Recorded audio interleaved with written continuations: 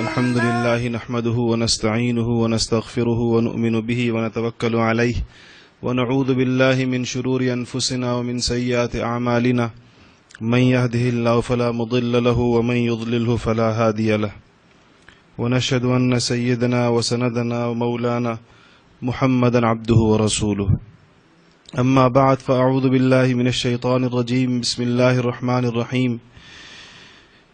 يا أيها الذين آمنوا كتب عليكم الصيام كما كتب على الذين من قبلكم لعلكم تتقون أياما معدودات فمن كان منكم مريضا أو على سفر فعدة من أيام أخر وعلى الذين يطيقونه فدية طعام مسكين فمن تطوع خيرا فهو خير له وأن تصوموا خير لكم إن كنتم تعلمون شهر رمضان الذي أنزل فيه القرآن هدى للناس وبينات من الهدى والفرقان فمن شهد منكم الشهر فليصم ومن كان مريضا أو على سفر فعدة من أيام أخر يريد الله بكم اليسر ولا يريد بكم العسر ولتكملوا العدة ولتكبروا الله على ما هداكم ولعلكم تشكرون وَإِذَا سَأَلَكَ عِبَادِي عَنِّي فَإِنِّي قَرِيبٌ أُجِيبُ دَعْوَةَ الدَّاعِ إِذَا دَعَانِ فَلْيَسْتَجِيبُوا لِي وَلْيُؤْمِنُوا بِي لَعَلَّهُمْ يَرْشُدُونَ صدق اللہ العظیم۔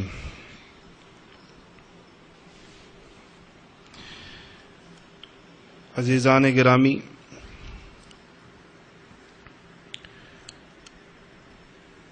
سیدنا سلمان رضی اللہ تعالی عنہ ایک صحابی ہیں۔ وہ بیان فرماتے ہیں کہ شعبان کا آخری دن تھا، جیسا کہ آج یا کل شعبان کا آخری دن۔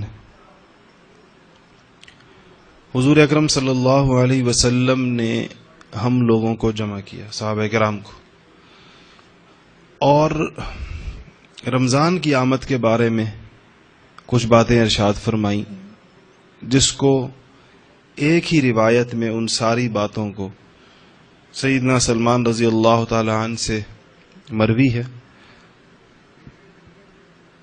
اور یہی باتیں اور دیگر احادیث میں تھوڑی تھوڑی کر کے مختلف جگہوں پر مختلف صحابہ سے یہ مضمون جا بجا حدیثی کتابوں میں آیا۔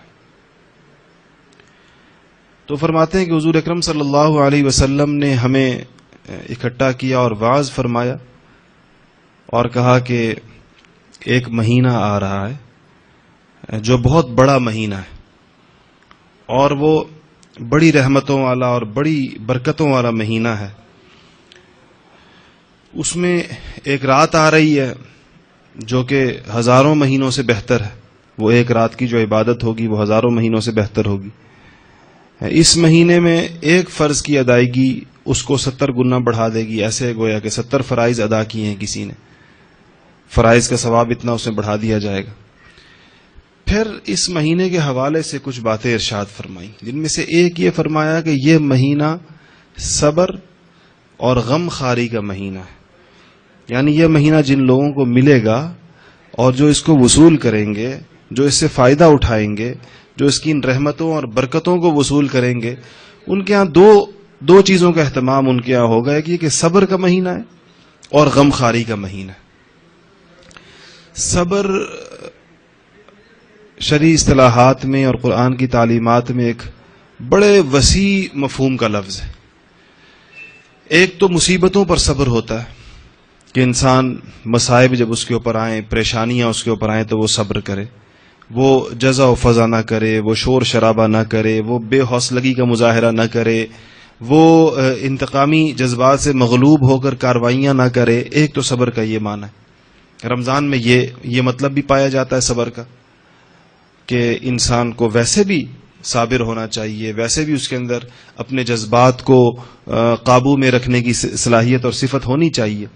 ایک صبر ہے جو معصیت سے صبر کہلاتا ہے، گناہوں سے صبر کرنا، وہ جس کی دسترس میں گناہ ہوں اور وہ ان سے رک جائے، یہ صبر بھی رمضان میں مطلوب ہے، اور اس صبر کے لیے پورا ماحول رمضان مبارک کے اندر بنا دیا جاتا ہے۔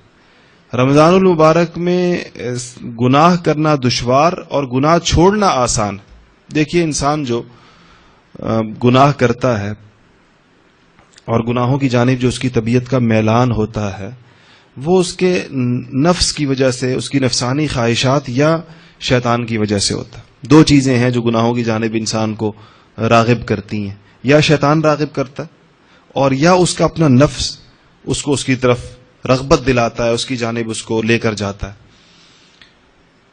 نفس کے بارے میں حضرات صوفیاء کی تحقیق یہ ہے کہ یہ چونکہ عناصر اربع سے مل بنا ہے، آگ، مٹی، ہوا، پانی وغیرہ سے، جس میں انسانی جیسا کہ بنا ہے، تو جسم کی جیسے پیدائش یہاں زمین سے ہوئی ہے اور زمینی اجزاء سے اور ان ایلیمنٹ سے ہوئی ہے، ایسے ہی اس کی پرورش کے تمام تر اسباب اور سامان بھی یہیں سے پیدا ہوتے، زمین ہی سے ساری چیزیں نکلتی ہیں جس سے انسان کی جسم کی پرورش ہوتی۔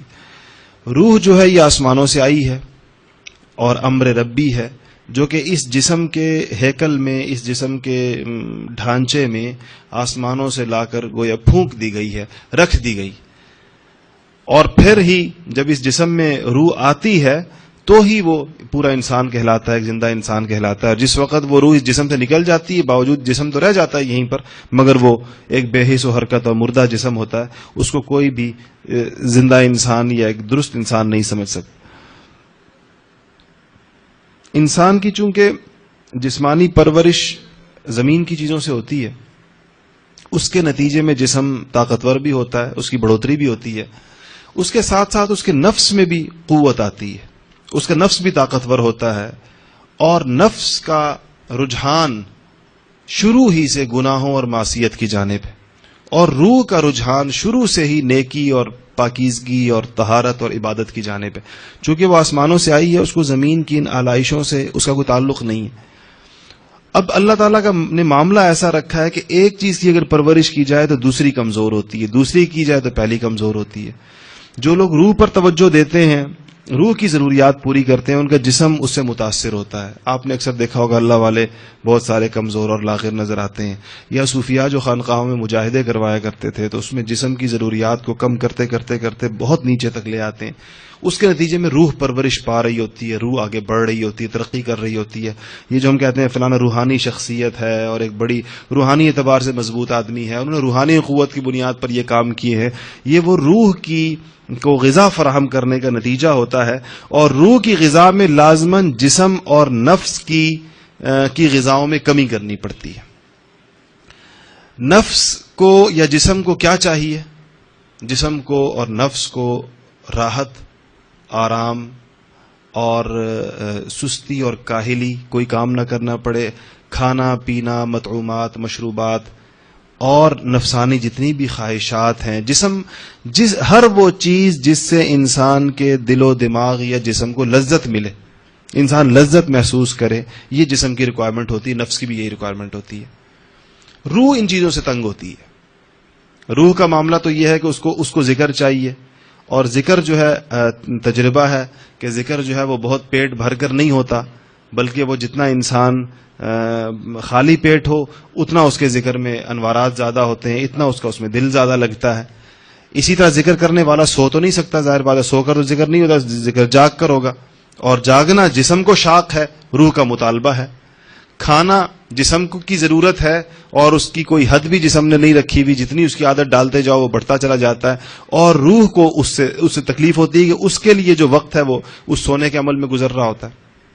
ملنا جلنا، تعلقات رکھنا، باتیں کرنا، گپیں لگانا، یہ انسان کی نفسانی خواہشات ہوتی ہیں، روح اس سے تنگ ہوتی ہے، اسی لیے وہ خلوت کی جانب، عزلت کی جانب، تنہائی کی جانب، یکسوئی کی جانب اس کا رجحان ہوتا ہے۔ تو رمضان کے مہینے میں صبر جو کہا گیا ہے، ایک تو صبر مصائب پر اور ایک صبر معصیتوں پر، گناہوں پر، اس کی سہولت یہ پیدا ہو جاتی ہے کہ روزے کا جو عمل ہے جس میں کھانا ویسے ہی نہیں کھانا، اور جب کھانا نہیں کھانا تو خود بخود جسم کی ایک ضرورت ہے اور دیگر جسمانی ضروریات بھی ہیں یا خواہشات ہیں، ان سب پر پابندی ہے شریعت کی جانب سے. یہ پابندی وجوبی ہے، یہ تو کرنی، اس کے ساتھ روزہ ہو نہیں سکتا. یہ تو ہو نہیں سکتا کہ آدمی کھاتا پیتا بھی رہے اور روزہ بھی رکھے، یا وہ اور خواہشات بھی پوری کرتا رہے روزہ بھی رکھے. روزے کی تو اپنی ریکوائرمنٹس ہیں. تو قدرتی طور پر ایک ماحول بن جاتا ہے اس بات کا کہ کھانا پینا بند ہے اور دیگر چیزوں کی طرف بھی لوگوں کی توجہ نہیں ہے. ایسے میں اس کے لیے صبر عن المعصیت، معصیت سے صبر کرنا، گناہ سے صبر کرنا بہت آسان ہو جاتا ہے. نفس کے لیے تو یہ سہولت. اور اسی روایت میں اور دیگر روایات میں بھی آتا ہے کہ حضور اکرم صلی اللہ علیہ وسلم نے فرمایا کہ جب رمضان آتا ہے تو سرکش شیاطین کو قید کر دیا جاتا ہے. یہاں پر علماء نے پھر اس کو لکھا ہے کہ جب شیطان قید ہو جائے، ایک روایت میں تو آتا ہے کہ سرکش شیاطین قید ہوتے ہیں، تو بعض حضرات نے کہا کہ اس کا مطلب ہے جو بہت زیادہ سرکش نہیں ہوتے وہ تو آزاد ہوتے ہیں، اسی لیے کچھ نہ کچھ گناہ تو چل رہے ہوتے ہیں رمضان میں لوگوں کے. لیکن ایک اور روایت میں آیا ہے کہ مطلق شیطان کا ذکر ہے کہ شیطان قید ہو جاتے ہیں. پھر بھی گناہ کیسے پھر ختم نہیں ہوتے معاشرے سے، اور کیوں اس کا رواج پھر یعنی ہماری زندگی میں نظر آتا ہے؟ تو اس کو بھی علماء نے یہی لکھا ہے کہ انسان گناہ کرتے کرتے کرتے ایک وقت میں تو شیطان نے اس کو راہ دکھائی ہوتی ہے، پھر وہ خود اس کا اتنا ارتکاب کرتا ہے کہ اس کی طبیعت اس کی خوگر ہو جاتی ہے، اس کی طبیعت کو اس کی عادت ہو جاتی ہے، اب وہ نفس کی ضرورت بن جاتی ہے. اب اس کو اس گناہ کے کرنے کے لیے شیطان کی جانب سے کسی اشارے کی ضرورت نہیں ہوتی ہے، خود اس کا نفس اس کو اس گناہ پر آمادہ کرتا ہے. اس کے لیے آپ نے ایک تجربہ کیا ہوگا کہ جن گناہوں کی عادت ہو وہ کرنے اور جن گناہوں کی عادت نہ ہو اس کے کرنے میں بڑا فرق ہوتا ہے. دونوں گناہ ہوتے ہیں، لیکن جن گناہوں کا انسان عادی ہوتا ہے اس کو بلا تکلف کر ڈالتا ہے، اور جس کا عادی نہ ہو، اس کی جسم نے اس کی عادت نہ لی ہو، تو وہ گناہ کرنا اس کو مشکل ہوتا ہے بعض اوقات. جیسا مثال کے طور پر اگر خدا نہ خواستہ ایک آدمی کو شراب پینے کی عادت ہے، گناہ ہے، شراب وہ بے تکلف پی جائے گا، لیکن اس کے سامنے خنزیر کا گوشت رکھیں تو وہ نہیں کھائے گا، اس کو اس سے کراہت آتی ہے، شراب سے نہیں آتی ہے. تو چونکہ خنزیر کا گوشت کھانے کی اس کی عادت نہیں ہے تو اس کو وہ اچھا نہیں لگتا. حالانکہ گناہ وہ بھی ہے، گناہ یہ بھی ہے، دونوں میں گناہ ہے. لیکن چونکہ وہ ایک گناہ کا وہ عادی ہو چکا ہے اور آہستہ کرتے کرتے کرتے اس کی اہمیت ختم ہو گئی ہے اس کے دل میں، اب وہ اس کے لیے آسان ہے. اب اس طرح کے گناہ کرنے کے لیے اس کو شیطان کی جانب سے کسی مستقل ہدایت کی ضرورت نہیں ہوگی، خود اس کا نفس اس کو آمادہ کیے رکھتا ہے، اس کو چلائے رکھتا ہے. رمضان المبارک میں اگر آپ غور فرمائیں تو دونوں جانب سے ایک انسان کے لیے رحمت کا فیصلہ ہے کہ نفس کی خواہشات پر، نفس کے منہ زور گھوڑے پر کچھ پابندیاں اللہ نے لگا دی ہیں، جس کے نتیجے میں وہ خود ہی مزمحل اور کمزور ہوتا ہے.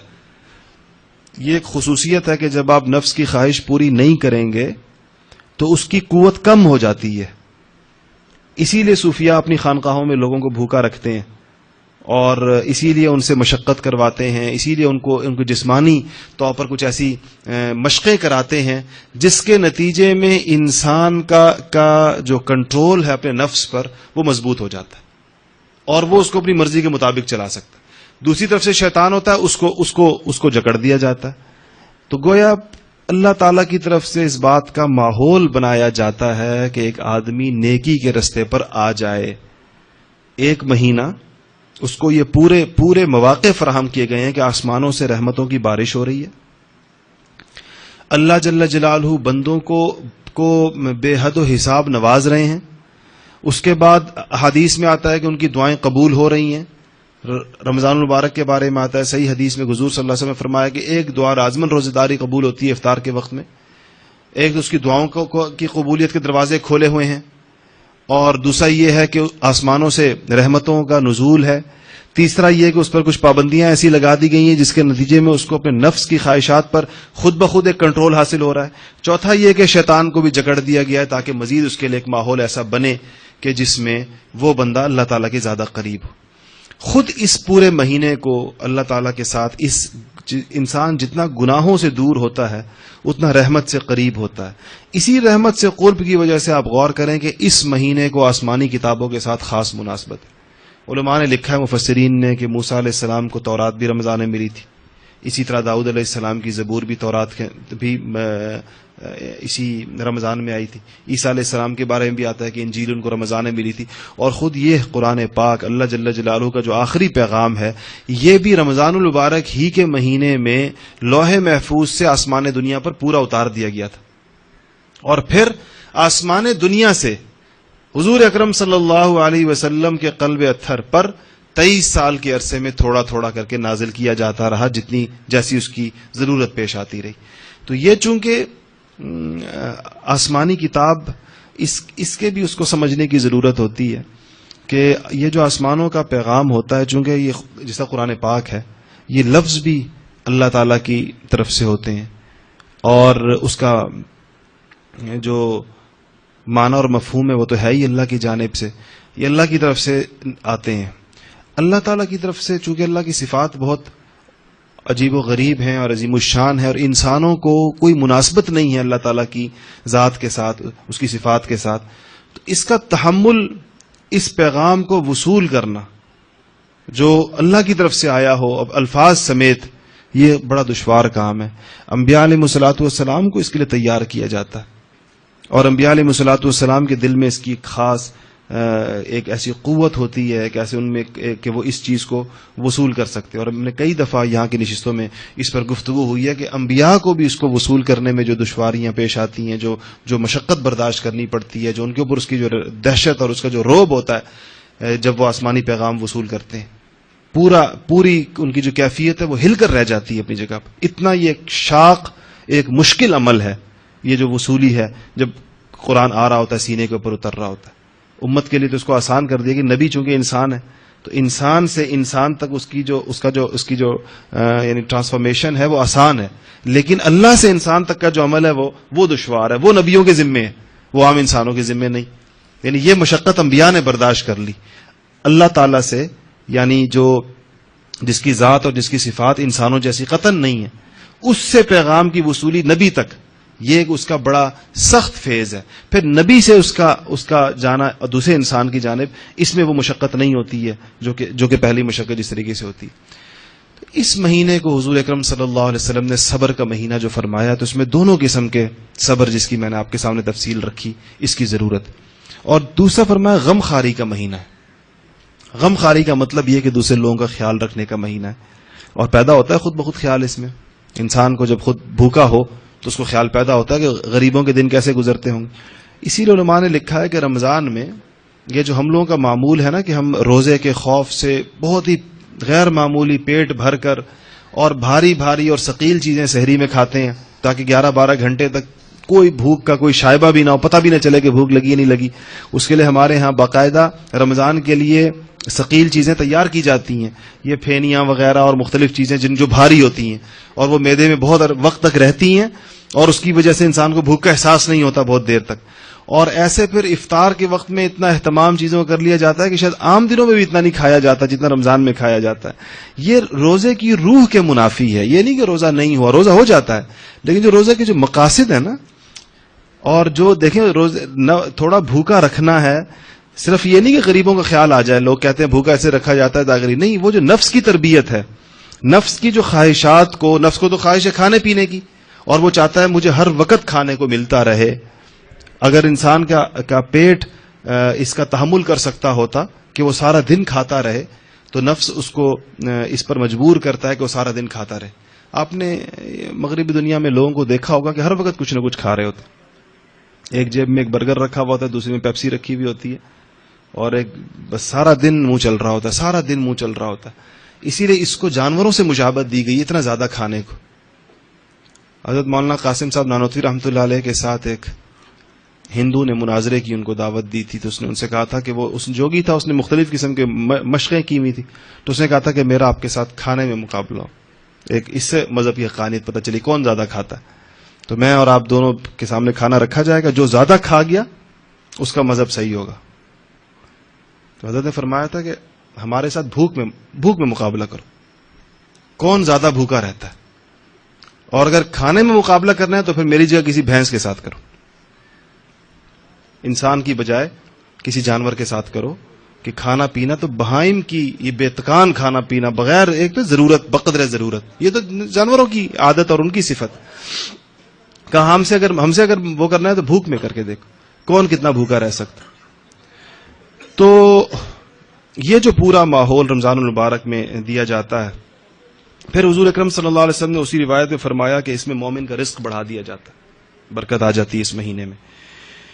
اور جو بندہ افطار کرائے گا کسی اور روزے دار کو، اس کے بارے میں فرمایا کہ یہ افطار کرانا گناہوں سے، آگ سے خلاصی ہوگی اور گناہوں کی معافی ہوگی. دو فضائل اس پر بیان فرمائے کہ جو بندہ مسلمانوں کو افطار کرائے گا، ایک تو اس کو گناہوں سے مغفرت ہوگی، معافی ہوگی گناہوں سے، اور دوسرا آگ سے خلاصی ہوگی، آگ سے اس کو آزاد کر دیا جائے گا. تو صحابہ کرام نے فرمایا کہ یا رسول اللہ، وہ تو زمانہ آپ کو پتہ ہے کس طرح کا زمانہ تھا، مالی اعتبار سے کوئی اتنی کشائش اور وسعت نہیں تھی. کہ یا رسول اللہ، ہم میں سے ہر بندہ تو اس کی وسعت نہیں رکھتا کہ وہ ہر انسان کو افطار کرا سکے اور کھانا کھلا سکے. تو آپ نے پھر وضاحت فرمائی، آپ نے کہا کہ پیٹ بھر کر کھلانا مقصود نہیں ہے.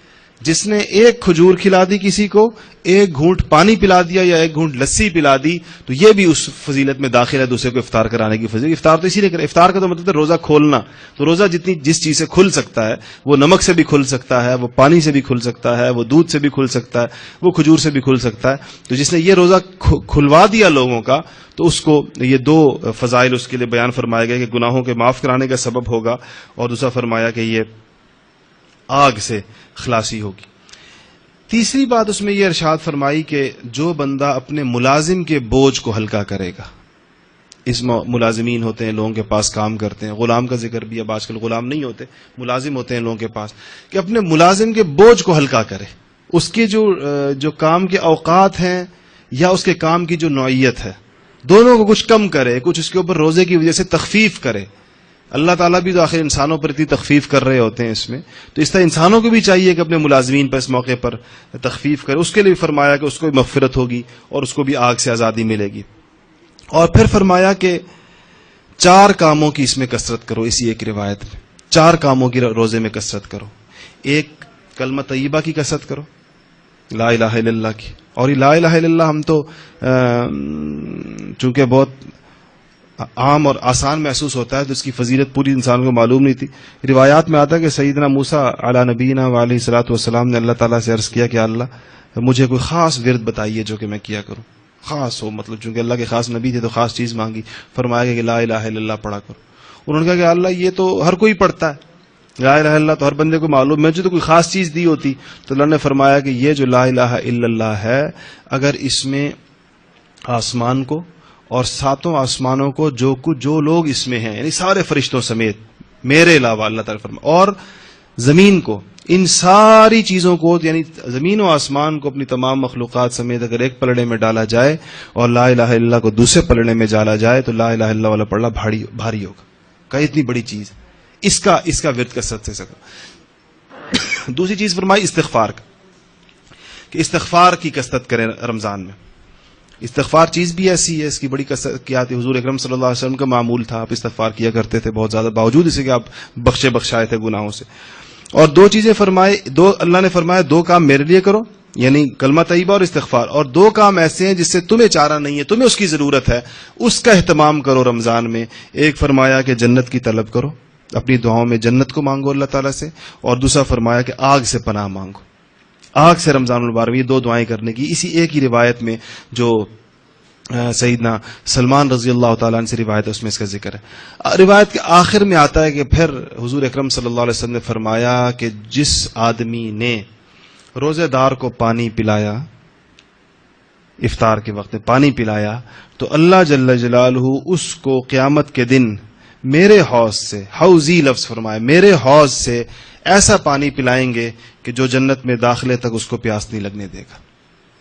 جس آدمی نے روزہ دار کو پانی پلایا، وہ دیکھیے غمخاری. اگر آپ غور فرمائیں، احادیث کا عجیب معاملہ ہوتا ہے کہ ایک چھوٹی سی بات شروع میں اجمالی ہوتی ہے، پھر اس کی ساری تفصیلات ہوتی ہیں. اگر آپ پھر دوبارہ اس پہلی اختصار کی طرف چلے جائیں، صبر اور غمخاری، صبر اور غم خاری، تو پھر ساری چیزیں اس میں آ جائیں گی. عبادات ساری کی ساری صبر میں آئیں گی، طاعات ساری کی ساری صبر میں آئیں گی، اور گناہوں سے بچنا پورا کا پورا صبر میں آئے گا، اور اچھے اخلاق سارے صبر میں آئیں گے، اور دوسروں کے ساتھ جتنے حسن سلوک کی جتنی چیزیں اس میں کی گئی ہیں وہ غم خاری میں آئیں. غم خاری کا مطلب ہے دوسرے کے غم کو محسوس کرنا، دوسرے کے غم میں شریک ہونا، اور وہ اس میں یہ وہ حدیث شریف تھی، اس کا مضمون ہے، اس کا مفہوم ہے، جو کہ حضور اکرم صلی اللہ علیہ وسلم نے رمضان المبارک کی آمد سے ایک دن پہلے، جس طرح کہ آج کا دن ہے، بعض جگہوں میں کل روزہ ہو جائے گا، دنیا کے بعض حصوں میں آج شعبان کا آخری دن ہے، اور اگر کل نہ ہوا پرسوں ہوگا تو پھر کل رمضان کا شعبان کا آخری دن ہوگا. تو صحابی رسول صلی اللہ علیہ وسلم فرماتے ہیں کہ ہمیں اکٹھا کر کے انہوں نے یہ نصیحت رمضان المبارک کے بارے میں فرمائی.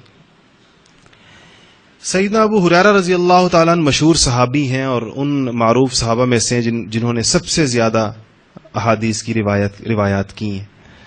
وہ بھی ایک روایت کرتے ہیں کہ حضور اکرم صلی اللہ علیہ وسلم نے فرمایا ہے کہ اس رمضان سے متعلق 5 چیزیں ایسی ہیں جو صرف اور صرف میری امت کو دی گئی ہیں. حالانکہ یہ رمضان کے روزے ہر امت کے پاس تھے.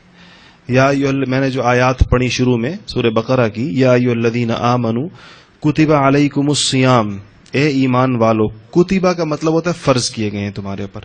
کتب علیکم الصیام، تمہارے اوپر روزے فرض کیے گئے ہیں. کما کتب علی الذین من قبلکم، جیسا کہ تم سے پچھلوں پر فرض کیے گئے تھے. اس کا مطلب کیا ہے کہ اس امت سے جو پچھلی امتیں تھیں ان پر بھی کیا تھا؟ روزہ فرض تھا.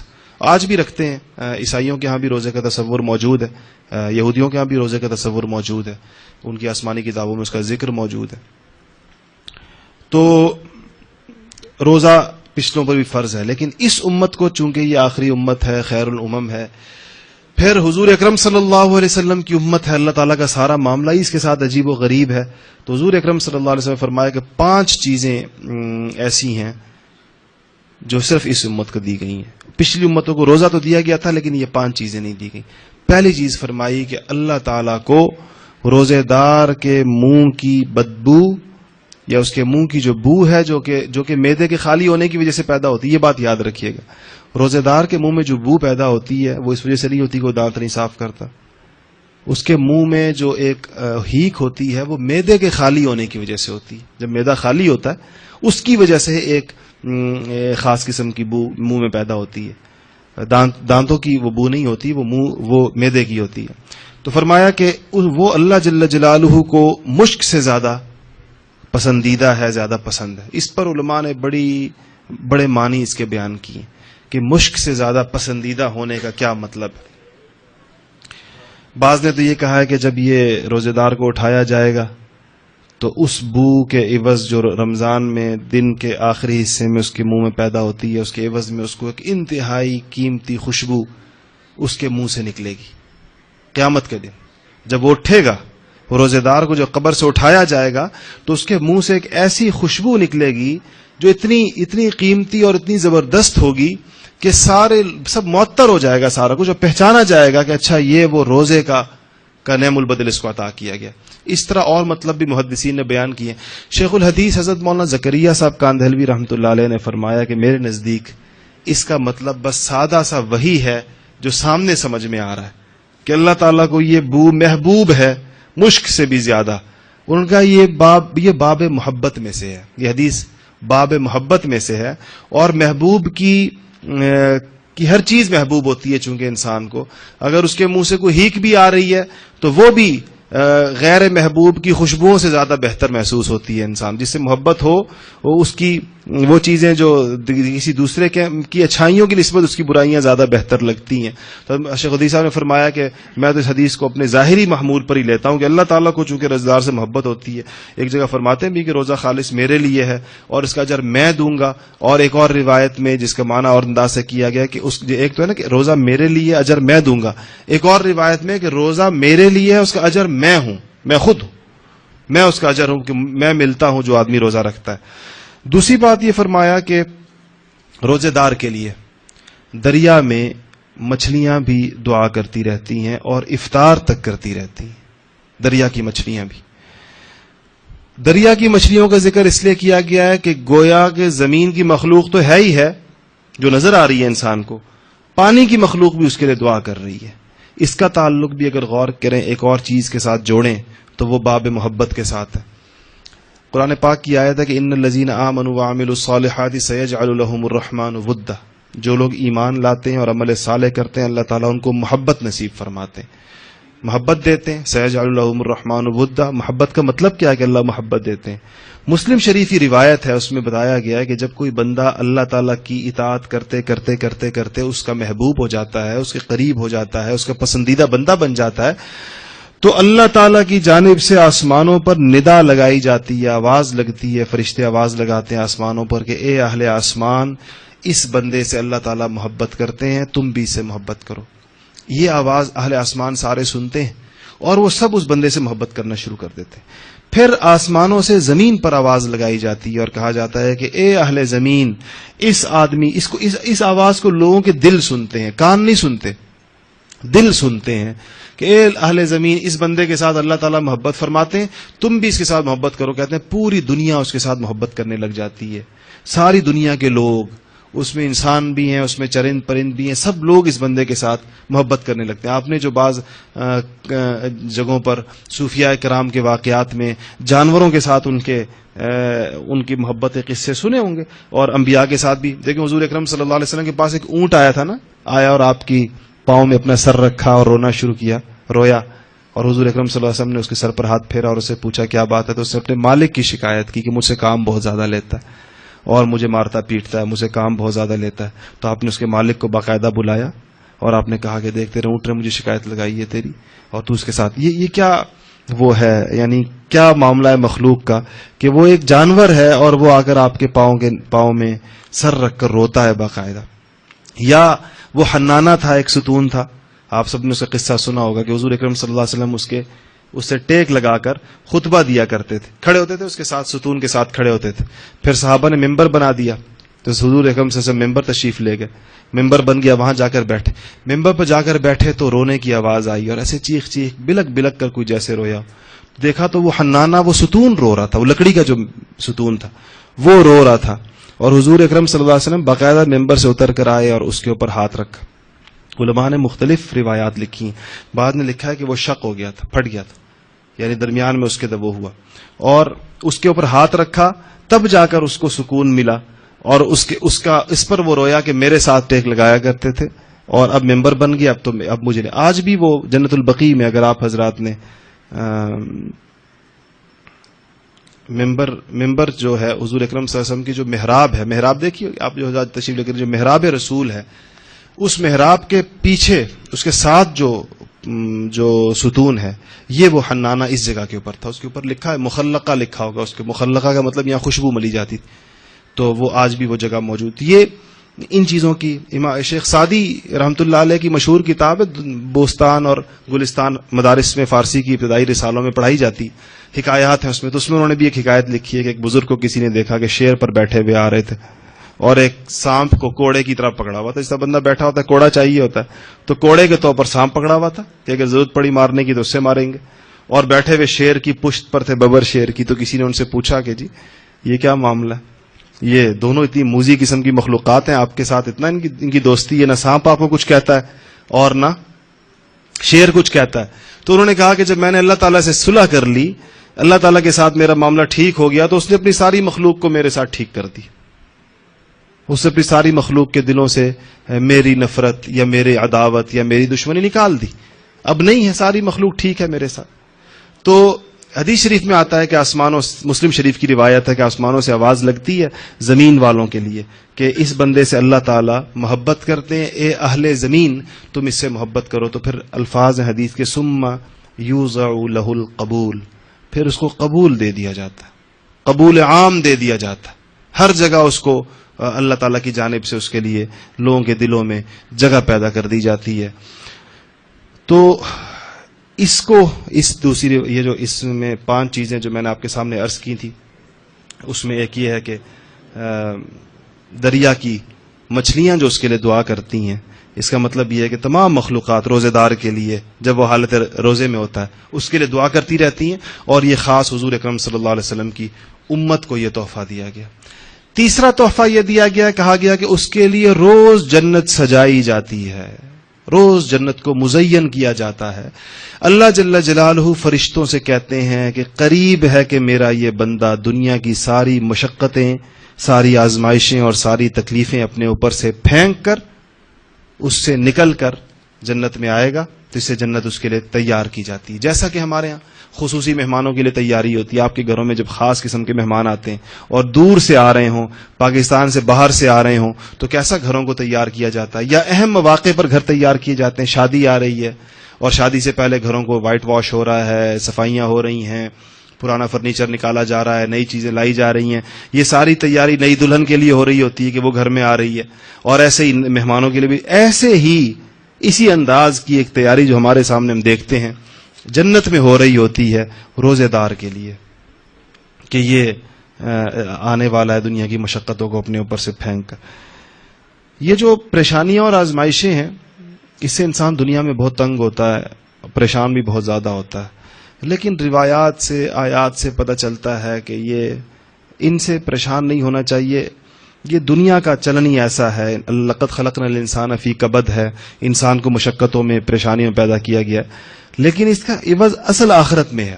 اگر کسی دنیا میں کوئی ایمان اور عمل صالح کے ساتھ ہو، یہ اس کو نصیب ہو، تو جتنی بھی پریشانی اس کے لیے یہ کوئی پریشانی نہیں ہے، ان کا عوض اس کو آخرت میں اتنا زیادہ ملنے والا ہوتا ہے۔ جس طرح اس جگہ پر، اس تیسری جگہ میں اللہ تعالیٰ فرشتوں سے فرماتے ہیں کہ جو جنت کو مزین کر رہے ہیں، جو جنت کو سجا رہے ہیں، کہ بندہ ان قریب دنیا کی ساری پریشانیوں کو، ساری مصیبتوں کو اپنے اوپر سے پھینک کر آنے والا ہے جنت میں، اس کے لیے جنت کی تیاری ہو رہی ہے۔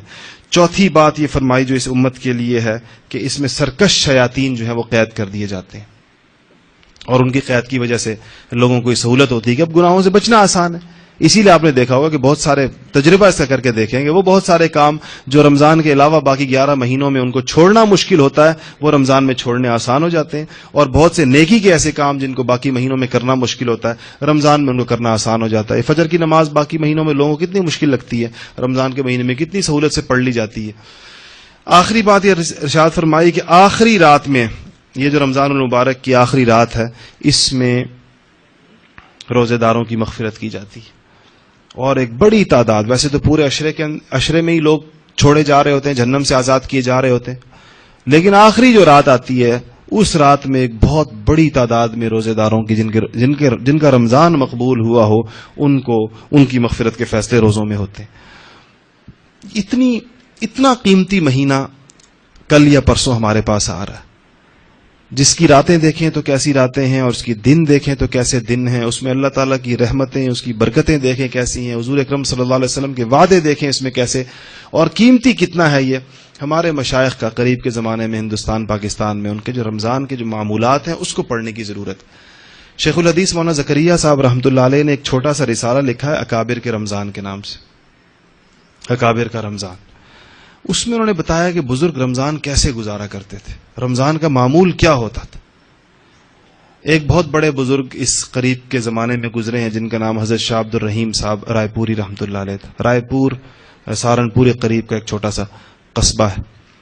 ان کے بارے میں حضرت شیخ نے لکھا ہے کہ وہ رمضان المبارک کی آمد پر تمام معمولات، حالانکہ ان کے معمولات سارے دینی ہوتے تھے، کوئی دنیا کا کام تو نہیں کرتے تھے، لوگوں کے خط آ رہے ہیں، مرید آ رہے ہیں، کوئی اور لوگ آ رہے ہیں، ان کے ساتھ خط بھی جو ہیں وہ کیا ہوتے تھے، وہ دینی احوال پر مشتمل چیزیں ہوتی تھیں، اس سب کو مکمل بند کر دیا کرتے تھے، اور رمضان خالص اللہ کے لیے خالص کر دیا کرتے تھے، اور اپنے فرض نمازوں کے علاوہ اپنے حجرے میں رہا کرتے تھے۔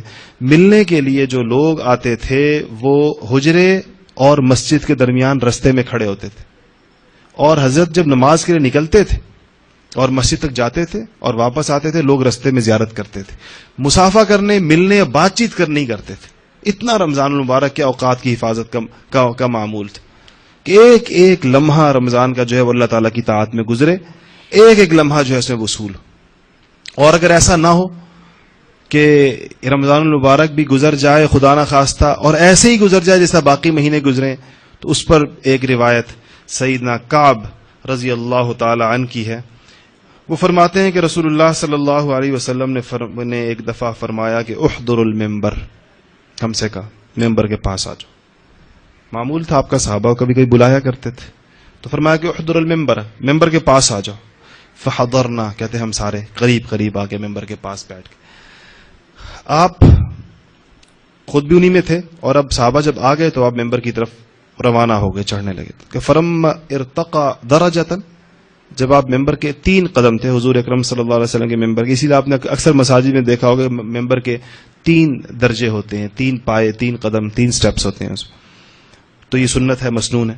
تو فرمایا کہ فلما ارتقى درجة قال آمین، جب آپ نے پہلے درجے پر قدم رکھا، ایک درجے پر، فرمایا کہ آمین. فلما ارتقى الدرجة الثانية قال آمین، پھر جب دوسرے درجے پر قدم رکھا دوبارہ فرمایا کہ آمین. پھر فلما ارتقى الدرجة الثالثة قال آمین، پھر جب تیسرے درجے کے اوپر قدم رکھا پھر فرمایا کہ آمین. صحابہ کرام تو بڑے ہونہار شاگرد تھے، کوئی چیز خلاف معمول دیکھتے تھے تو پوچھتے تھے. تو کہتے ہیں قلنا یا رسول اللہ لقد سمعنا منك اليوم شيئا ما كنا نسمعه، کہ یا رسول اللہ آج ہم نے آپ سے ایک ایسی چیز سنی جو آج سے پہلے کبھی نہیں سنی. اس سے پہلے آپ اس ممبر پہ معمول ہے آپ تشریف لے جاتے رہتے ہیں، لیکن کبھی آپ نے اس طرح ہر درجے پر آمین نہیں کہا. تو آپ نے فرمایا قال ان جبرائیل عرض لی، کہا کہ جبرائیل میرے پاس آئے. فقال بعد من ادرک رمضان فلم یغفر له،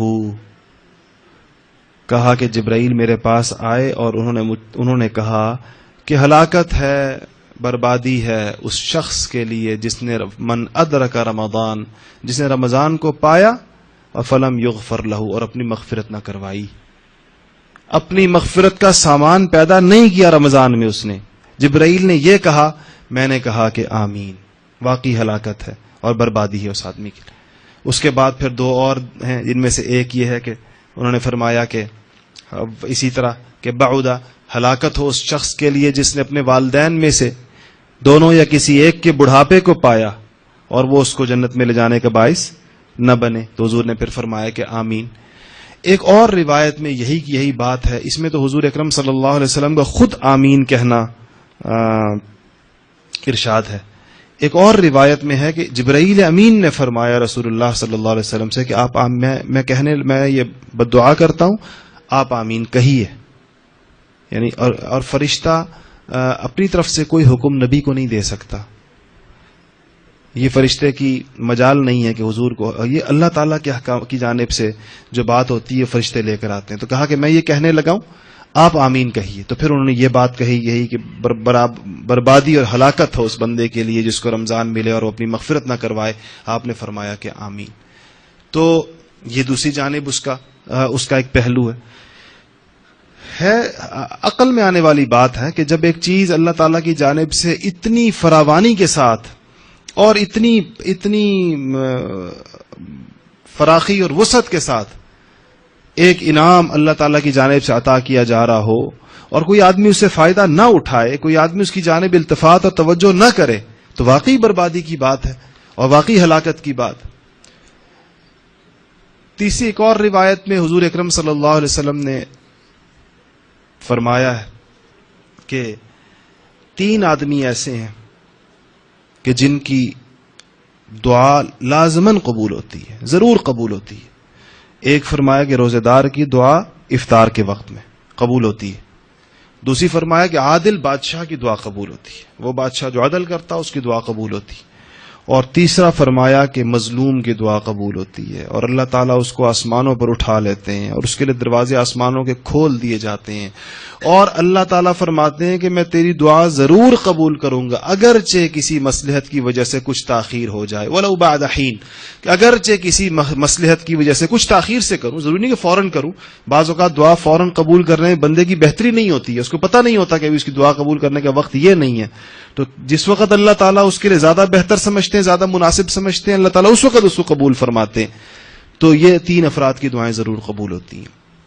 ان ساری 3 4 5 روایات کو سامنے رکھ کر جو خلاصہ نکلتا ہے وہ یہ کہ ایک تو یہ مہینہ واقعی اللہ تعالیٰ کا مہینہ ہے، شہر اللہ ہے، اللہ کا مہینہ ہے، قرآن کا مہینہ ہے کہ شہر رمضان الذی انزل فیہ القرآن، قرآن نازل ہوا ہے اس میں پورا کا پورا آسمان دنیا سے لوح محفوظ سے آسمان دنیا کے اوپر. حضور اکرم صلی اللہ علیہ وسلم کا اس میں معمول تھا نیکی کا، عبادت کا، غمخواری کا، صبر کا اور فیاضی کا، سخاوت کا. صحابہ فرماتے ہیں کہ حضور اکرم صلی اللہ علیہ وسلم بہت سخی تھے اور عام دنوں میں بھی ان کی سخاوت بے تحاشا تھی، مگر رمضان میں ان کی سخاوت کو کسی کی سخاوت نہیں پہنچ سکتی تھی. غمخواری کا مہینہ ہے، لوگوں کے تک اپنی نعمتوں کو، اللہ تعالیٰ کے انعامات جو کسی انسان کے اوپر ہوئے ہوں اس کو دوسروں کے ساتھ مل بانٹ کر استعمال کرنے کا مہینہ ہے.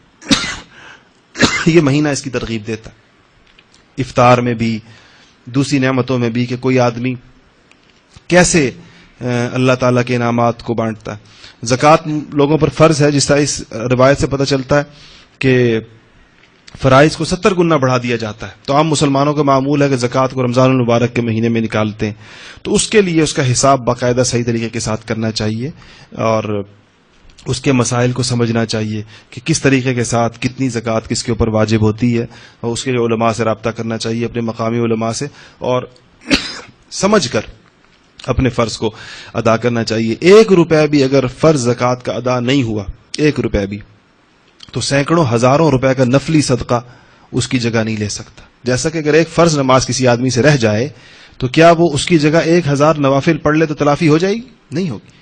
ایسے ہی اگر زکوٰۃ کا 1 فرض روپیہ رہ گیا جو اسے ادا کرنا تھا، ہزاروں روپے یہ صدقہ کرے نفلی، تو وہ اس 1 روپے کی تلافی نہیں ہوگی جو اس کے ذمہ، اگر اس نے وہ نفلی دیا ہے. اس لیے اس کو فرائض کو بڑی انتہائی اہمیت کے ساتھ، نماز کا فرض ہے، زکوٰۃ کا فرض ہے، حج فرض ہے، روزہ فرض ہے، جو فرائض ہیں جو اللہ تعالیٰ کی طرف سے عائد کیے گئے ہیں، ان میں بہت اہتمام دکھانا چاہیے، ان کو اہتمام سے معلوم کرنا چاہیے، ان کے مسائل بڑے اہتمام سے معلوم کرنے چاہیے، اور پھر فضائل کے استحضار کے ساتھ، فضائل اپنے سامنے رکھتے ہوئے ان پر عمل کرنا چاہیے. رمضان المبارک کا مہینہ کل یا پرسوں سے انشاءاللہ شروع ہو رہا ہے، تو اس میں ایک یہ رات کا قیام ہے، دن کا روزہ ہے اور رات کا قیام ہے. یہ جو پہلی روایت میں نے آپ کے سامنے پڑھی تھی سیدنا سلمان رضی اللہ تعالیٰ عنہ کی، اس میں یہ بھی آتا ہے کہ حضور اکرم صلی اللہ علیہ وسلم فرماتے ہیں کہ اس میں لوگ رات کو قرآن پاک پڑھیں گے، رات کو قرآن پاک پڑھیں گے، سنیں گے. تو یہ تراویح کا ذکر اس میں آتا ہے کہ اس میں تراویح کے اندر رات گزارنا. تو قیام یعنی قیام اللیل اور صیام النہار کہلاتا ہے، کہ رات کا قیام ہو اور دن کا روزہ ہو. یہ چیزیں اللہ تعالیٰ کی رحمتوں کو، اس کی برکتوں کو، اس کی رضامندیوں کو انتہائی متوجہ کرنے والی ہیں. اس مہینے میں خدا جانے کتنے لوگ ایسے ہوتے ہیں جن کا نام گناہگاروں کے رجسٹروں سے، مجرموں کے رجسٹر سے نکال کر مطیعین فرما برداروں کے کھاتوں میں لکھا جاتا ہے. جس طرح آخرت میں ایک آواز لگے گی نا، وَامْتَازُوا الْيَوْمَ أَيُّهَا الْمُجْرِمُونَ، کہ الگ ہو جاؤ مجرموں، الگ ہو جاؤ. امتیاز، وامتازو کا مطلب ہے امتیاز ہونا، الگ ہو جانا. وامتازوا اليوم ايها المجرمون، اے مجرموں الگ ہو جاؤ. اس سے پتہ چلتا ہے کچھ لوگ ہیں جن کا اندراج ہی مجرموں کے کھاتوں میں ہوگا. جیسے ہمارے یہاں تھانوں میں اندراج ہوتا ہے ایک خاص قسم کا ریکارڈ یافتہ مجرموں کا اور دوسروں کا، ایسی آخرت کے کھاتوں میں کچھ لوگوں کا اندراج مجرموں کے کھاتے میں ہے، جن سے جرائم سرزد ہوئے ہیں، مسلمان ہیں مگر مجرم ہیں. یہ رمضان خدا جانے جو ہر دفعہ آتا ہے اور انسان کو نصیب ہوتا ہے. آج جو ہم لوگ یہاں پر بیٹھے ہیں، اگر غور کریں اور تھوڑا سا اپنے حافظے پر زور ڈالیں تو کتنے لوگ ایسے تھے جو اس پورے سال کے بیشتر دنوں میں ہمارے ساتھ تھے مگر یہ رمضان ان کو نصیب نہیں ہوا. یہ جو کل سے رہا، ہمیں بھی نہیں پتا کہ ہمیں نصیب ہوتا ہے یا نہیں ہوتا. کس نے کل کا، کس کو کیا پتہ چلتا ہے کون اس کے لیے زندہ رہتا ہے اور کون نہیں رہتا. لیکن ابھی تک جہاں پر لوگ بیٹھے، کتنے لوگ ایسے ہوں گے جو اس سال میں ہم سے جدا ہوئے. تو یہ وہ ان کو نہیں پتا تھا کہ وہ جو پچھلا رمضان تھا ان کی زندگی کا آخری رمضان تھا. اس کے بعد ان کو کوئی اور رمضان دیکھنا نصیب. اس میں کتنے نوجوان تھے، کتنے بوڑھے تھے، کتنے بچے تھے، کتنی خواتین تھیں، کتنے ادھیڑ عمر کے لوگ تھے. ایسے ہی مجھے اور آپ کو اگر اللہ تعالیٰ یہ رمضان نصیب فرما دے اور اللہ کرے کہ نصیب ہو جائے تو ہمیں یہ نہیں پتا کہ اس کے بعد کوئی اور رمضان ہمیں ملتا ہے یا نہیں ملتا. آخری رمضان ہے، کتنے دن اس کے ہمیں ملتے ہیں، تو اس کی تیاری اسی انداز سے کرنی چاہیے. گویا زندگی کا آخری رمضان ہر روزہ، ہر رات اور ہر دن اس طریقے کے ساتھ ہو کہ گویا کہ یہ شاید کل کا نصیب نہ ہو، شاید کل کا نصیب نہ ہو. اور اگر کسی کو موقع مل سکے اپنے کاموں سے، دنیا کے کاموں سے جتنی فراغت ممکن ہو سکے، فرائض میں کوتاہی کیے بغیر، ذمہ داریوں کو میں جس حد تک تخفیف ہو سکے اپنے کاموں میں، جو کام آپ کم کر سکیں اس کو کم کر کے ان اوقات کو، اس مہینے کو اللہ تعالیٰ کی طاعت اور رضا جوئی میں گزارنا چاہیے، پورے اس ماحول میں گزارنا چاہیے جس میں ایک ایک لمحہ انسان وصول کر رہا ہو. اور اس مہینے سے پہلے طے کر لینا چاہیے کہ اس مہینے میں میں نے ان بری عادتوں کو اور ان گناہوں سے اپنے آپ کو چھڑوانا ہے، اپنے نفس کو چھڑوانا ہے ان چیزوں سے، اور ان اچھی عادتوں کو میں نے اب کی عادت ڈالنی ہے. یہ رمضان سے پہلے ایک فہرست، 2 فہرستیں بننی چاہیے، اور انسان باقاعدہ پلاننگ کے ساتھ رمضان گزارے کہ یہ طے ہو کہ یہ رمضان المبارک میں یہ وہ طاعات، نیکیوں کی وہ فہرست ہے جس کا میں نے اپنے آپ کو خوگر بنانا ہے، جس کا میں نے اپنے آپ کو عادی بنانا ہے، اور یہ وہ برائیوں کی اور گناہوں کی فہرست ہے جس سے میں نے اس رمضان المبارک میں پیچھا چھڑانا ہے. یہ اس طریقے کے ساتھ پورا رمضان المبارک گزارا جائے تو انشاءاللہ امید ہے کہ جب رمضان گزر کر جو لیلۃ الجائزہ آئے گی، وہ جو عید کی رات ہے، جو بدقسمتی سے ہمارے ہاں خدا جانے چاند رات کے نام سے کن خرافات میں گزاری جاتی ہے، اس کو حدیثی کتابوں میں لیلۃ الجائزہ کہا گیا، انعام کی رات. مزدوری کر لی مزدور نے پورا مہینہ، اللہ کی اطاعت اور طاعت کی، اب اللہ تعالیٰ کی طرف سے عطا کا وقت آیا ہے کہ پورے رمضان میں جو کچھ عطا ہوا وہ تو ہوا عطا، اب رمضان ختم ہوا ہے، لیلۃ الجائزہ ہے، آخری رات ہے جو چاند کی رات ہے، جو یکم شوال کی رات بنتی ہے. اس میں اللہ جل جلالہ، اس کی روایت انشاءاللہ اس رمضان کے آخری عشرے میں کسی وقت آپ کو سناؤں گا کہ اس میں کیا کیا کچھ اللہ تعالیٰ کی طرف سے عطا ہوتا ہے. اور کتنی بدقسمتی ہے کہ اس رات کو ہمارے نوجوان موٹر سائیکلوں کے سائلنسر نکال کر اور بازاروں میں کہاں گھوم کر اور لوگوں کو چھیڑ کر، کسی کے پرس چھین کر، کسی کو تکلیف پہنچا کر، یہ وہ انعام کی رات ہمارے ہاں اس طرح گزاری جا رہی ہوتی جس رات میں پورے مہینے کی مزدوری کی وصولی کا وقت ہے. اسی لیے محدثین نے لکھا ہے کتنا بیوقوف ہے وہ مزدور جو سارا دن تو مزدوری کرتا رہے اور جب آقا کی جانب سے مزدوری ملنے کا وقت آئے تو یہ کہیں اور چلا جائے. دن بھر مشقت والی بھری مزدوری کی اس نے اور مزدوری پھر وصول نہیں کی. تو رمضان تو پورا کسی نے اگر واقعی اس طرح گزارا تو پھر سب سے قیمتی رات یہ چاند رات ہے. ہم نے اپنے استاد حضرت مولانا امین صاحب شہید رحمۃ اللہ علیہ کو دیکھا تھا. ساری زندگی ان کو، جب سے ہم نے ان کو دیکھا، شعور سنبھالا، 10-12 سال میں نے ان کو دیکھا تو پورے رمضان کا اعتکاف کیا کرتے تھے، پورے رمضان کا، ہمیشہ سے. یکم رمضان کو معتکف ہو جایا کرتے تھے. عید کی رات کو نکلتے نہیں تھے رمضان کی، وہ جس طرح جب مغرب کے بعد وقت ختم ہو جاتا ہے، بلکہ یہی جو لیلۃ الجائزہ ہے یہ بھی مسجد میں گزارتے تھے. اور اس میں اتنی دعاؤں کا اہتمام، اتنا دعاؤں کا اہتمام، ایسے لگتا تھا کسی کوئی آدمی اپنے ہاتھ اور جھولی اٹھا کر اللہ کے آگے گھنٹوں بیٹھا کہ یہ انعام کی رات، وہی جس کو چاند رات کہتے ہیں، وہ رات. اور عید کی صبح کو فجر کی نماز پڑھ کر اور پھر اس کے بعد وہ یعنی ایک طرح سے اعتکاف تو ختم ہو جاتا ہے مغرب کے وقت، لیکن مسجد سے اس کے بعد نکلتے تھے. پورے 1 مہینے کے بعد مسجد سے گھر جایا کرتے تھے. اور ہم نے ساری زندگی دیکھا ان کی شہادت کی کے دن تک جو جتنے رمضان ان کے آئے. تو بزرگوں کا یہ معمول ہوتا ہے رمضان کے بارے میں، اس طرح اس کے ایک ایک لمحے کو وصول کرتے ہیں. اس کی نیت فرما لیں کہ انشاءاللہ یہ جو 1 دن باقی ہے شعبان کا، اس میں ہم رمضان کی تیاری میں اس کو گزاریں گے. رمضان کی تیاری کا مطلب یہ ہے کہ اپنے آپ کو اس کے لیے ذہناً جسماناً تیار کرنا، پاک صاف ہو جانا اور بالکل اپنے آپ کو ٹھیک اور برابر کر لینا. اس کے بعد نیتیں کرنا، اس میں باقاعدہ بیٹھ کر انسان اللہ تعالیٰ کی پہلے تو اس پر شکر گزاری ہو کہ یا اللہ تو نے ہمیں رمضان تک پہنچا دیا. ہیں جی، حدیث شریف میں آتا ہے نا کہ حضور اکرم صلی اللہ علیہ وسلم جو شعبان میں دعائیں فرماتے تھے تو اس میں ایک دعا یہ بھی کہ اللہ ہمیں رمضان تک پہنچا دے، رمضان ہمیں نصیب فرما دے. تو اس پر شکر گزاری، یا اللہ تو نے رمضان تک پہنچا دیا، اپنی رحمت کے دروازے سے ایک دفعہ دوبارہ داخل ہونے کا تو نے موقع نصیب فرما دیا. اور پھر اس سے سوچے کہ کیا کیا فوائد میں اس سے اٹھاؤں گا. رمضان المبارک سے کون کون سے فائدے ہیں، اللہ تعالیٰ کی جانب سے اتنی بخشش اور عطا کی جو یہ ایک جس کو لوٹ سیل کہتے ہیں وہ لگے گی، تو اس لوٹ سیل سے میں کیا فائدے اٹھاؤں گا، مجھے کیا فائدہ اس سے ہوگا، اس کے لیے طریقہ کار کیا. اس کو بیٹھ کر باقاعدہ پلان کرے آدمی، باقاعدہ اس کو بیٹھ کے منصوبہ بندی کرے اس کی، تاکہ رمضان المبارک کو زیادہ سے زیادہ وصول کیا جا سکے. اللہ جل جلالہ مجھے اور آپ کو رمضان المبارک پورا وصول کرنے کی توفیق نصیب فرمائے، صحبت صالح کا اہتمام کرنے کی توفیق نصیب فرمائے. جن لوگوں کو اللہ نے رمضان کے اوقات کی قدر سمجھائی ہے اور ان کے عمل میں ہے وہ چیز، اللہ تعالی رمضان ان کی صحبت میں گزارنے کی توفیق نصیب فرمائے. اسی سے بات سمجھ میں آتی ہے کہ جو آدمی اس کی خود قدردانی کر رہا ہے وہ کیسے قدردانی کر رہا ہے. کسی قدردان کے پاس جا کر ہم کچھ وقت گزاریں گے، ہمیں پتہ چلے گا رمضان ایسے گزارا جاتا ہے. اللہ تعالیٰ آخری عشرے کے اعتکاف کی توفیق نصیب فرمائے کہ سنت موقدہ ہے، حضور اکرم صلی اللہ علیہ وسلم نے اس کا ساری زندگی اہتمام فرمایا ہے. تو اس میں بڑی زندگیاں اللہ تعالیٰ پلٹتے ہیں. وہ بھی اس اعتکاف کی بھی اپنی مقامی مسجد میں بھی کیا جا سکتا ہے اور کسی اللہ والے کے پاس جا کر کیا جا سکتا ہے جہاں پر معمولات کے زیادہ اس کا اہتمام ہو کہ جہاں انسان کا وقت ضائع نہ ہو اعتکاف میں. اس کی بھی اللہ تعالیٰ توفیق نصیب فرمائے. وآخر دعوانا الحمدللہ رب العالمین. یہ ایک سوال ہے کسی نے کیا ہے اور وہ تراویح سے متعلق ہے. حضور اکرم صلی اللہ علیہ وسلم کا ارشاد ہے کہ علیکم بسنتی و سنت خلفاء الراشدین المہدیین. میری سنتیں بھی تمہارے اوپر واجب اور لازم ہیں اور خلفاء راشدین کی بھی سنتیں اسی طرح جس طرح کے حضور اکرم صلی اللہ علیہ وسلم کی.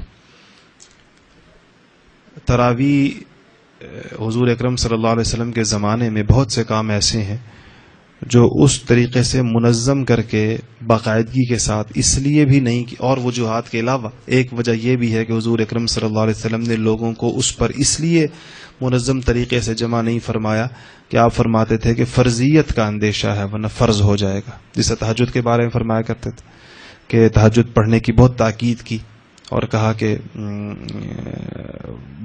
زیادہ اس سے نہیں کہتا کہ فرض ہونے سے ڈرتا, فرض نہ کر دی جائے تمہارے اوپر, مشقت ہوگی تم لوگوں. آپ خود سوچیں فجر کی نماز ہی پڑھ لیں تو لوگ کتنا شکر ادا کرتے اگر تہجد بھی فرض ہوتی ساتھ. تو ایسے ہی تراویح کا معاملہ تھا. اس لیے آپ نے تراویح خود پڑھی لیکن باقاعدگی کے ساتھ کہ اس سے اس کا وجوب بن جاتا, نہیں تو سنت موقدہ تو ضرور ہو جاتی, واجب کے درجے کی چیز ہوتی وہ. اس لیے آپ کے ہاں اس کی ترتیب یہ نہیں رہی باقاعدگی کے ساتھ پورے رمضان المبارک میں جماعت کے ساتھ پڑھنے والا. لیکن ان ساروں کے احکامات شریعت موجود ہیں جس میں پورا قرآن پاک اس میں پڑھنا یہ سننا مستقل سنت ہے اور پورے رمضان کی تراویح مستقل سنت ہے. پھر چونکہ یہ ایک انتظامی سی چیز تھی تو سیدنا عمر فاروق رضی اللہ تعالی عنہ کے زمانے میں اس بات کا وہ اہتمام ہوا کہ اس کو باقاعدہ 20 تراویح اور پورے رمضان میں اس کو پڑھنے کا اہتمام صحابہ کرام. تو صحابہ کا جو اجماع ہوتا ہے, جو کام ایک تو میں نے خلفائے راشدین کا آپ کو بتا دیا کہ ان کی سنت کی اہمیت کا, اور پھر جو جتنے بھی شریعت ایک بڑا حصہ ایسا ہے جس کی تنظیم تدوین تشکیل جو ہے وہ صحابہ کے زمانے میں انتظامی طور پر ہوئی اور باقی سارے صحابہ نے اس پر اجماع فرما لیا. اجماع صحابہ بھی قوت میں اسی طرح ہے جیسے قرآن اور جیسے حدیث. صحابہ کا جو اجماع ہوتا ہے وہ اسی قوت کی چیز ہے, علماء کا اجماع بھی اسی قوت کی چیز ہے. اجماع تیسرا ماخذ ہے شریعت کا, قرآن سنت پھر اجماع ہے پھر قیاس. تو اجماع صحابہ اس زمانے میں اس پر کہ صحابہ نے سب نے اس سیدنا عمر فاروق رضی اللہ تعالی عنہ کے اس عمل پر کسی نے نکیر نہیں فرمائی. تو یہ 20 تراویح پورے رمضان میں پڑھنا, پورے رمضان میں پڑھنا یعنی پہلے رمضان سے لے کر آخر تک 20 پڑھنا یہ ایک سنت ہے. قرآن پاک کو ختم کرنا دوسری سنت ہے. قرآن پاک کے ختم کے بعد بھی 20 ہی پڑھنی ہوں گی, چاہے بے شک دوسرا قرآن شروع کر دیا جائے یا مختصر تراویح پڑھی جائے, مگر پھر بھی اس میں اس کو پورا کرنا ہوگا. یہ ایک سوال کیا گیا تھا. آخر دعوانا الحمدللہ رب العالمین. دعا فرما لیں الحمدللہ رب العالمین والصلاة والسلام على سید الانبیاء المرسلین. ربنا ظلمنا انفسنا وان لم تغفر لنا وترحمنا لنكونن من الخاسرین. رب اغفر وارحم وانت خیر الراحمین. رب اغفر وارحم وانت خیر الراحمین. رب اغفر وارحم وانت خیر الراحمین. اللهم واقعة كواقعة الولید. اللهم إنك عفو تحب العفو فاعف عنا يا كريم. اللهم إنك عفو تحب العفو فاعف عنا يا كريم. اللهم إنا نسألك الهدى والتقى والعفاف والغنى. اللهم إنا نسألك علما نافعا ورزقا واسعا وشفاء من كل داء. اللهم إنا نسألك علما نافعا ورزقا واسعا وشفاء من كل داء. اللهم إنك عفو كريم تحب العفو فاعف عنا یا کریم فاعف عنا یا غفور. یا اللہ ہمارا یہ اٹھنا بیٹھنا یہاں پر تیری بات سننا, حضور اکرم صلی اللہ علیہ وسلم کے ارشادات کو جو رمضان المبارک سے متعلق تھے, یا اللہ اس کا یہ سننا اس کو تو قبول فرما. اور یا اللہ کہنے والوں کو اور سننے والوں کو رمضان المبارک کی حضور اکرم صلی اللہ علیہ وسلم کی ہدایات پر حرف بحرف عمل کرنے کی توفیق نصیب فرما. یا اللہ تو نے یہ مہینہ خالص اپنی رحمتوں اور برکتوں کا انسانیت کے لیے اتارا ہے. یا اللہ ہمیں اس کی قدر سمجھنے کی توفیق نصیب فرما. یا اللہ اس کا ایک ایک لمحہ اپنے جلو میں ہمیں لاکھوں کروڑوں نعمتیں، لاکھوں کروڑوں رحمتیں اور برکتیں لے کر آ رہا ہے، یا اللہ ہمیں پورا پورا وصول کرنے والا بنا دے، یا اللہ اس کے اوقات کی حفاظت کرنے والا بنا دے، ان لوگوں میں سے بنا دے جن کے دن کا روزہ بھی مقبول ہوتا ہے، جن کے رات کا قیام بھی مقبول ہوتا ہے، جن کی افطار کے وقت کی دعائیں بھی قبول ہوتی ہیں، اور یا اللہ جو اس کو صبر اور غمخواری کے ساتھ گزارتے ہیں، جو اس کو اپنے معاملے میں صبر اور دوسرے کے ساتھ غمخواری کے معاملے میں گزارتے ہیں، یا اللہ ہمارے جو بھائی اس مہینے میں ہماری توجہ کے مستحق ہیں، ہمیں ڈھونڈ ڈھونڈ کر ان تک پہنچنے کی توفیق نصیب فرما، یا اللہ تیری جو نعمتیں ہمارے اوپر آسمان سے چھاجوں چھاج برسی ہیں، یا اللہ نعمتوں کا جو میہ برسا ہے ہمارے اوپر صبح و شام، یا اللہ ہمیں وہ ساری نعمتیں اپنے دوسرے مستحق بھائیوں کے ساتھ مل بانٹ کر اور ان کے ساتھ تقسیم کر کے یا اللہ استعمال کرنے کی توفیق نصیب فرما، یا اللہ ہمیں تو اپنی نعمتوں کا مورد بنا دے، جہاں پر تو اپنی نعمتوں کو اپنی دوسری مخلوق کے لیے اتارتا ہے، ہمیں ہمارے دسترخوان کو یا اللہ ایسا بنا کہ جہاں تیرے دوسرے لوگ آ کر کھانے والے ہوں، اور یا اللہ ہمارے گھر کو ایسا بنا جہاں پر تیری طرف سے خصوصی نعمتیں اترتی ہوں اور پھر دور دور تک تقسیم ہوتی ہوں، یا اللہ اپنی مخلوق کے لیے خیر خواہی والا، اور یا اللہ اچھے جذبات رکھنے والا، اور یا اللہ ان تک خیریں پہنچانے والا، ان کے لیے باعث راحت و آرام بنا دے، یا اللہ ہمارے ہاتھ سے، ہماری زبان سے، ہمارے رویوں سے کسی کو کبھی بھی تکلیف نہ پہنچے، رمضان کے مہینے میں یا اللہ ہمیں کسی قسم کے بھی ایذا رسانی سے، مسلمانوں کو تنگ کرنے سے، کسی بھی انسان کو تکلیف پہنچانے سے ہمیں کلی اجتناب کی توفیق نصیب فرما، یا اللہ رمضان المبارک کا مہینہ رحمت کا مہینہ ہے، ہمیں بھی صفت رحمت اور رحم سے متصف فرما، ہمارے جسم سے نکلنے والے سارے اعمال بھی رحمت والے ہوں، رحم والے ہوں، یا اللہ رحمت والے ہوں اور رحم والے ہوں، یا اللہ ہمیں اپنی جس طرح تو اپنی مخلوق پر یا اللہ اپنی مخلوق کا ارحم الراحمین ہے، ایسے ہمیں بھی یا اللہ لوگوں پر رحم کرنے والا بنا دے، اپنے ماتحتوں پر، اپنے چھوٹوں پر رحم کرنے والا بنا دے، اپنے چھوٹوں پر شفقتیں کرنے والا بنا دے۔ صلی اللہ تعالی علی خیر خلقہ محمد و آلہ و اصحابہ اجمعین برحمتک یا ارحم الراحمین۔